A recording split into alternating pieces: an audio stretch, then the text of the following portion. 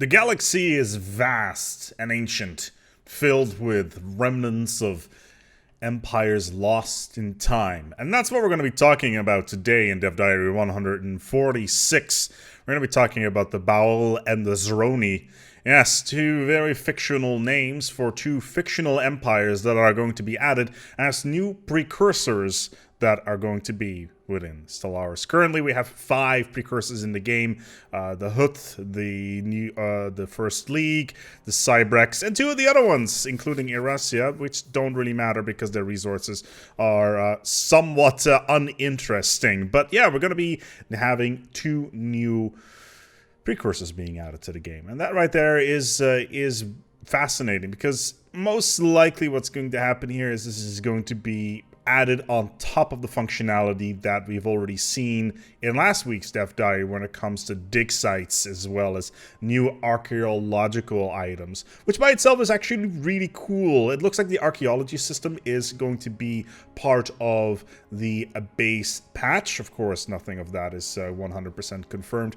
However, considering we are being teased with the Baal and the Zroni, it looks like those 2 items are going to be part of the new expansion, which most likely is going to be something along the lines of fleshing out existing systems within the game, whilst adding a couple things on top of that, mostly regarding precursors, and archaeology ties into that, of course. Very exciting to see that we're going to go into a direction of adding more flavor to the galaxy and adding more interactivity with anomalies. Right now we're seeing quite a lot of anomalies, and I've talked about this before, that are literally: you click on an anomaly, you research it for a little bit, you get a single event, and that is it.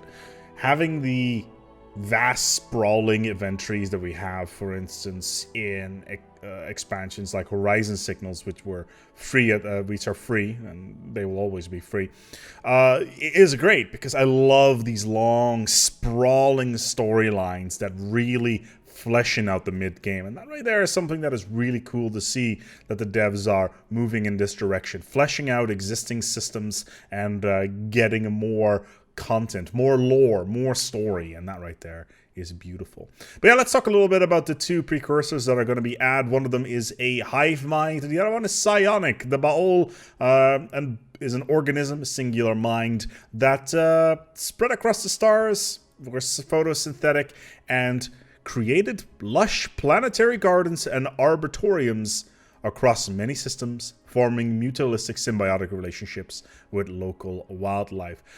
Expect a lot of society research to come out of this, as well as maybe food-based modifiers, because it's very based around organic material.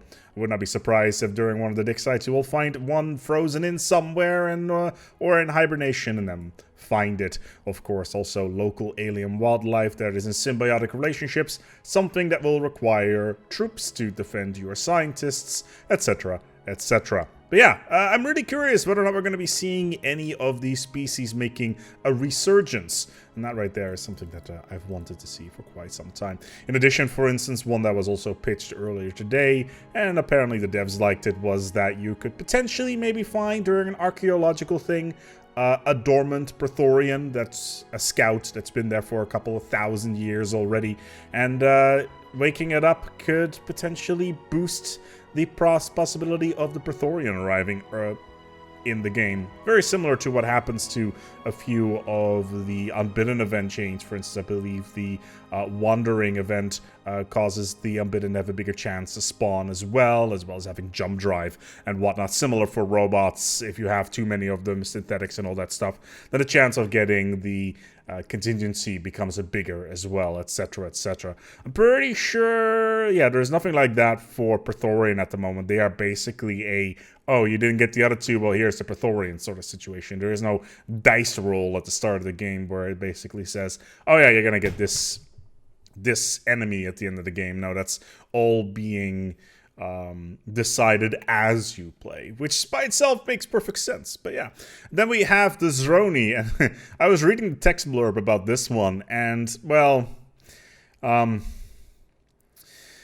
put it this way: does this remind you of anything? The Zroni were psionic. They found the shroud. They found a calm beautiful place of psionic energy with massive involving mass lucid dreaming, and then they decided they could manipulate the fabric of reality with psionic powers, and then they could physically enter the shroud, live like gods, and terraform the dimension to suit their whims. I wonder where the Unbidden came from. Let's put it that way. Yeah, this is Roni. This looks like another Unbidden type of thing that may be popping up at some point. And yeah, feeding on psionic energy, maybe. But yeah, the Shroud, which was added in Utopia, definitely a thing that could be interesting here when it comes to that. But yeah, it could be nice if they would tie that also in. Then there's some additional changes to Precursors, one of the most more impactful changes that they are going to be making. And I will put the map up for the Precursor Spawns. They're now going to be randomized. So this map you're seeing right now, you can just throw it out of the window because it's no longer be relevant. They're going to be randomly spawning, so no longer any fixed locations. So for instance, if you're in the galactic southeast, if I want to say, then the First League is no longer a thing. So you could just randomly run into it. That by itself makes sense, I guess, from a balance point of view, because if you know where you're spawning, you know what you're going to get. So if you spawn in First League space, you can just re-roll and re-roll and re-roll until you get what you want. You always want the First League one because the Ecumenopolis bonus. But still, hey, yeah, having this randomized makes the game a little bit more random. RNG is real, but still, hey, it's a nice thing to have. Then there's also going to be more features towards the other precursors. There's going to be some more depth regarding the now existing one, and that's where the special minor artifacts are going to tie into. Obviously, throughout the game, you can find minor artifacts and then reverse engineer those, but you can also spend those artifacts on unlocking new secrets. And this right here worries me slightly because this may or may not turn minor artifacts into a type of mana. And for those of you who have been watching the Imperator release, mana has not been exactly in the greatest of places lately. But still, hey, having minor artifacts, it's a shame that you can't find minor artifacts that are specifically catered to one specific thing. It all goes into a generic pool that you can then spend on individual things that give bonuses. So in this particular case, the one that we've got highlighted here is the Secret of the Arassians, where you can then go into deeper stuff regarding their homeworld once you found it, and then potentially get a bonus. And the ones they have given here is a research speed for biology of 20%. A 20% research bonus in the game is a massive bonus. You cannot underestimate how absolutely huge that is. Pop growth speed plus 5%. Now, it's important to note that final numbers are, of course, not final, and there's not much that we can say more about that, but yeah.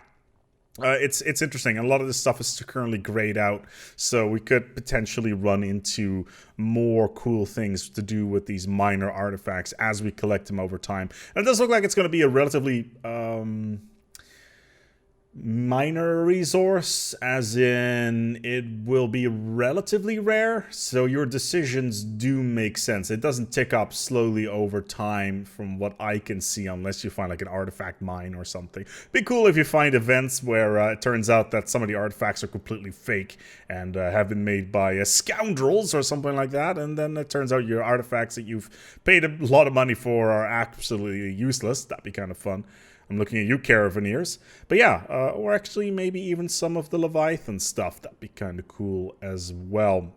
But yeah, there's some additional precursor plans in the works as well. There's going to be potentially precursors being put into the new archaeology system as well, in addition to the new ones that we've already talked about a little bit. But that's going to be something that's going to take some time. I'm sure there's going to be more than enough modders out there that are going to try to put these precursor chains in the new archaeological system.